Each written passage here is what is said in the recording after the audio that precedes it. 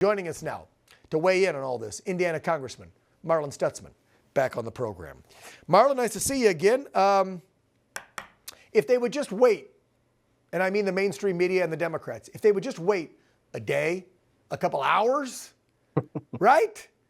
They would see what is actually happening behind the scenes. But you can't do that because the minute the market goes down a bit, or the minute somebody complains that, oh, I'm paying more for this good with my small business, Trump's killing me now with the tariffs, the media grabs that one business owner or that one headline and just has to hammer it for days instead of waiting. And now we're up to 90 countries almost are negotiating new deals. Dan, great to be with you. You know, Made in America is having a comeback because of President Donald Trump. How many times have we all said, you got to buy Made in America, Made in America? And I 100% agree. And Dan, you know, you and I both come from the Midwest, and we have watched the Midwest get hollowed out with its manufacturing base over the last several decades. Automotive has gone overseas. Automotive has gone south of the border. We've watched appliance manufacturing leave the country. And finally, like you said, President Trump has the backbone to finally stand up and say, enough is enough. We're hollowing out one of our core principle or one of our core industries here in the United States, and that's manufacturing. And same for agriculture. Agriculture, we have been taking the crumbs that have been left over because of government subsidies, because of government manipulation.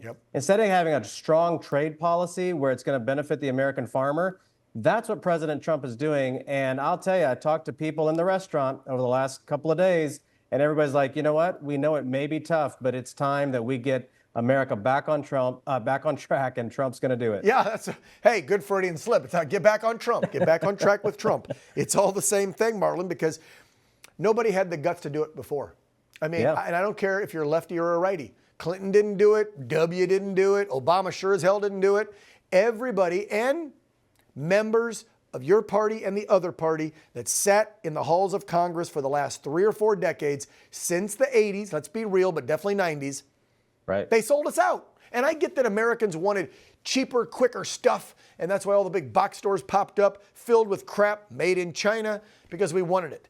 But now, I think enough Americans' eyes are open that this was a bad call over the last 3 or 4 decades, that it screwed the American small, medium, and large business. It screwed the rancher, the farmer. And so I think the majority of Americans are on board with this. I mean, I know that you're taking that sampling at a breakfast table at your favorite diner in Northeast Indiana where you represent folks and live. But I think that's pretty significant, and I feel like that's the majority of Americans. They get it. They understand. It's ripping the Band-Aid off, but the bleeding is going to stop, right? Yeah. Well, I was talking to a CEO who it was a family company. They built it up, you know, right out of their garage and made it into a wonderful RV company. And he was telling me, he said, you know, Marlin, we knew buying all of our materials, buying the product from China was good for our margin and good for the customer at the time. You know, we could build a product, get it out on the road, but he's like, we knew we were going to pay for it at some point because we're building China's economy, and they're going to start sticking it to us. And that's why, Dan, I feel like it's not too late, but it is time to do something now. And President Trump sees it. He knows it. If we don't start rebuilding the American manufacturing base and start leveling the playing field with China, with Japan on automotive, with Mexico, those jobs are going to be there, and the skill's going to be gone forever. We've seen it in the Midwest, where that skill, once it's gone for a generation, it is hard to bring it back. It's going to take a little bit to rebuild our manufacturing sector, but it can be done, and I know that the Midwest is anxious and ready to do it. Yep, I agree. The Midwest and the South, look, man, it's the heartland, right, Marlin? And you don't keep America churning if you don't have the Midwesterners and the Southerners, right? The East and the left coast, well, they're both left coasts. The East and the West Coast, I'll call them left coasts.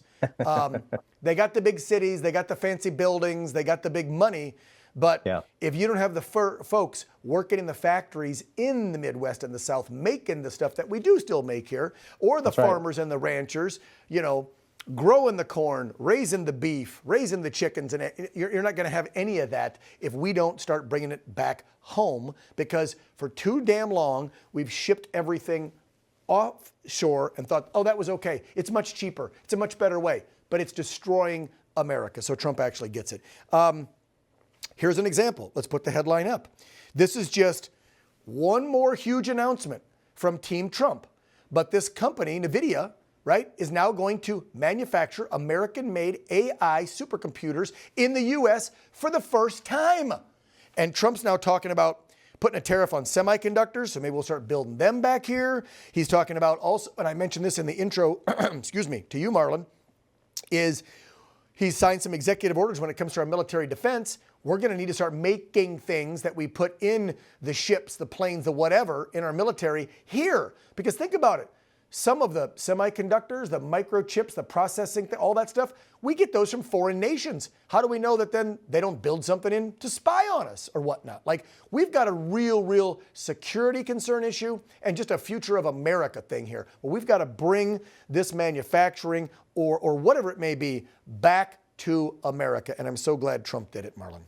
Or is doing it. Dan, I've been saying this for a long time that, instead of building the widgets that China is really good at, let's build the machines that build the widgets. Let's build the semiconductors. Let's build the technology. We've got the intellectual capital here, and we're going to continue to see that America will supersede every other country in the world, and as long as the government doesn't stand in the way. And that's what excites me, because I know there's a lot of young people in this country that would love to help, build the next great, name the company, Apple, Tesla, Ford, whichever the company is.